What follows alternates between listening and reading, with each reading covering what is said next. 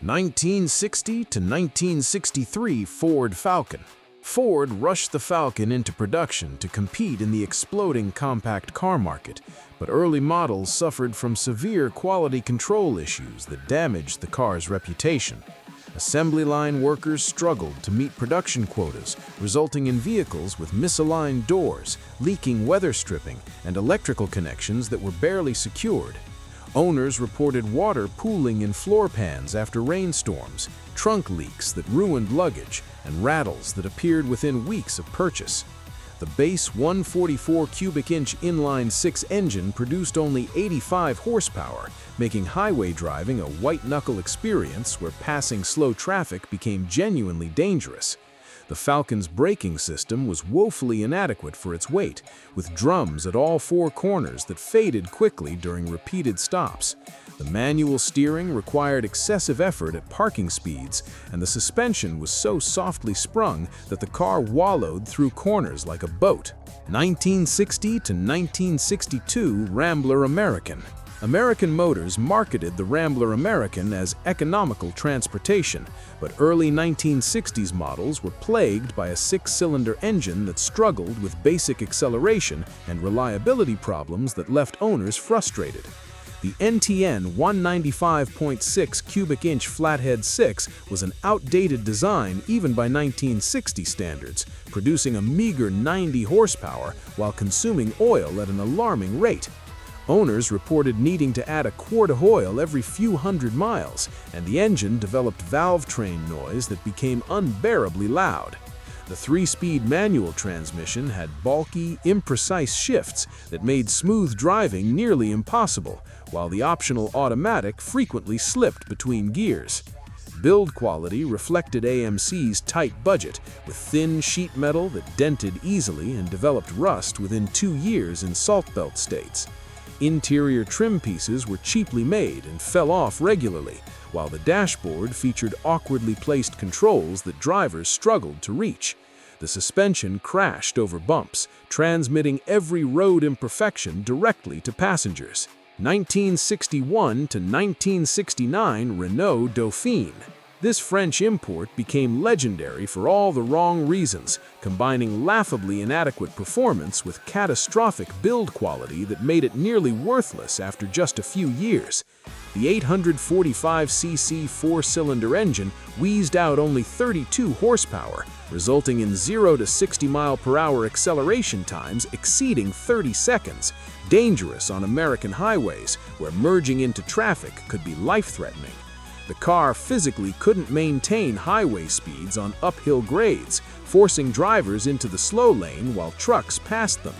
The rear engine layout made the lightweight Dauphine unstable in crosswinds, with sudden gusts pushing the car sideways unpredictably.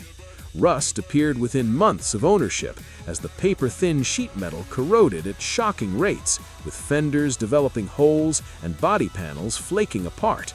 The electrical system failed constantly, leaving owners stranded with dead batteries and shorts that mechanics couldn't diagnose.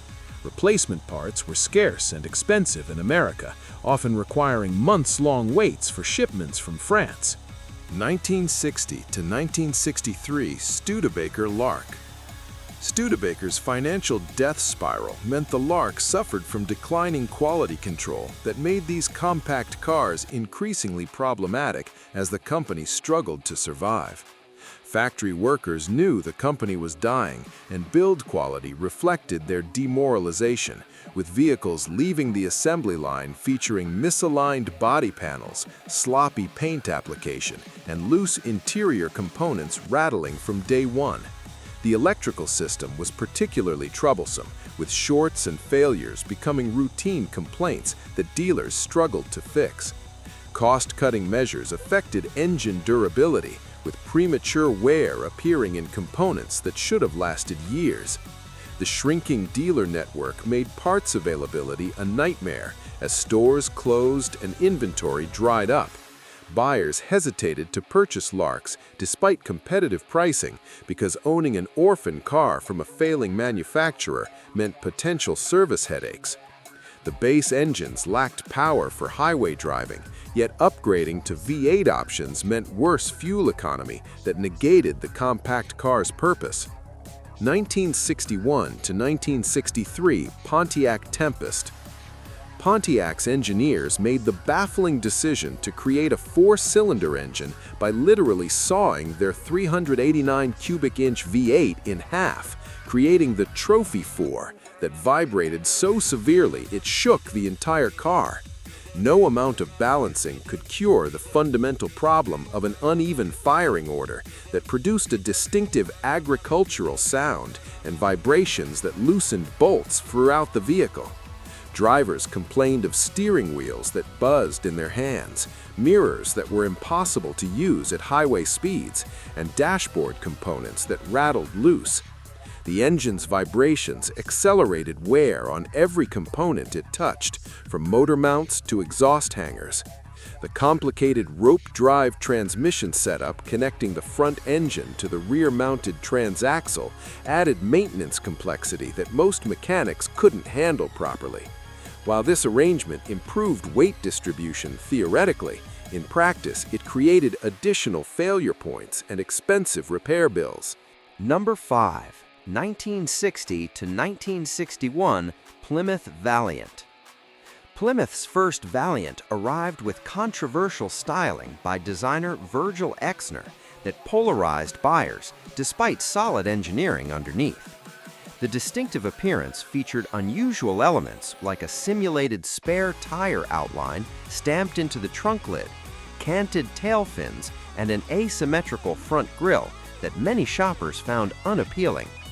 The styling proved so divisive that the Valiant placed only 4th among domestic compacts in 1960 sales, despite having competitive mechanicals, including Chrysler's reliable Slant 6 engine and advanced torsion bar suspension. Early production quality was the Valiant's biggest weakness, with rushed development leading to misaligned body panels and serious water leaks that frustrated owners. These assembly defects allowed moisture to collect in body panels, accelerating rust and potentially consigning many early Valiants to premature disposal. Chrysler learned from these mistakes and completely redesigned the Valiant for 1963 with cleaner styling and improved build quality.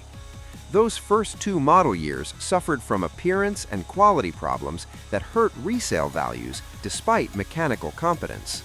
1961 to 1963 Oldsmobile F85 Jetfire. America's first turbocharged production car sounds impressive until you learn about the maintenance nightmare that made ownership nearly impossible. The Jetfire's Garrett turbocharger system required a special alcohol-water mixture called turbo rocket fluid that had to be regularly replenished to prevent catastrophic engine damage from detonation. Owners constantly forgot to refill the reservoir or substituted incorrect fluids, leading to destroyed engines that repair shops couldn't fix. The sophisticated turbo system exceeded the knowledge of period mechanics who had never encountered forced induction, leaving Jetfire owners stranded with unfixable cars. The aluminum V8 block was lightweight but prone to corrosion and head gasket failures when not maintained with exactly the right coolant mixture. Turbocharger failures were common, and replacement parts were expensive when available at all, forcing many owners to convert their Jetfires back to naturally aspirated specification just to keep them running. 1960 to 1964 Mercury Comet. Mercury stretched the Ford Falcon platform into the larger Comet, but kept the inadequate 144 cubic inch 6-cylinder engine that left the car dangerously underpowered. With only 85 horsepower struggling to move the Comet's extra weight and length, acceleration was glacial. 0 to 60 miles per hour times exceeding 20 seconds made highway merging genuinely hazardous as faster traffic bore down on the struggling Mercury. Passing maneuvers required extensive planning and open road, while climbing hills meant watching the speedometer needle drop regardless of how hard you pressed the accelerator. The optional air conditioning was essentially unusable, as it robbed what little power existed. The fragile 144 engine suffered premature wear when pushed hard, as owners attempting to maintain highway speeds caused overheating and accelerated component failure. The two-speed automatic transmission was particularly unsuitable, hunting constantly between gears and slipping under load. Build quality was inconsistent, with rattles developing quickly, water leaks appearing around seals, and trim pieces falling off within months. 1960 to 1963 Chevrolet Corvair. General Motors' ambitious rear-engined Corvair seemed revolutionary on paper, but the swing axle suspension created handling characteristics that were downright dangerous for average drivers. The rear weight bias combined with the suspension geometry caused sudden oversteer during cornering, where the rear wheels would tuck under and send the car spinning without warning. Inexperienced drivers had no chance of controlling these unexpected breakaways, leading to numerous accidents that caught GM's attention and eventually Ralph Nader's. His book, Unsafe at Any Speed, specifically condemned the Corvair's engineering, permanently damaging the car's reputation even after GM fixed the suspension for 1964. The air-cooled flat-six engine leaked oil from virtually every seal, creating puddles in driveways and a distinctive burning smell. Owners faced constant top-ups between oil changes, and the engine required meticulous maintenance that most drivers simply ignored. The heater relied on heat exchangers around the exhaust manifolds, and when these developed cracks, carbon monoxide could seep into the cabin, a potentially deadly flaw. 1961 Hillman Minx. The British-built Hillman Minx failed spectacularly in America, combining inadequate performance with atrocious build quality that made ownership a nightmare. The 1.4-liter four-cylinder produced only 51 horsepower, resulting in terrifyingly slow acceleration approaching 25 seconds to 60 miles per hour, absolutely dangerous for American highway driving. The engine screamed at highway speeds, struggling audibly while faster traffic swarmed around the laboring Minx. Merging into traffic or climbing grades became anxiety-inducing experiences as the underpowered engine simply couldn't accelerate the car safely. American buyers accustomed to V8 power found the Minx's performance completely unacceptable.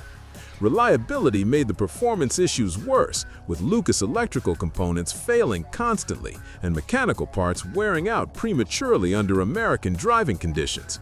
Body panels fit poorly with visible gaps, doors sagged on their hinges, and interior trim disintegrated quickly. Rust appeared within the first year, especially in northern states, where road salt devoured the thin British sheet metal.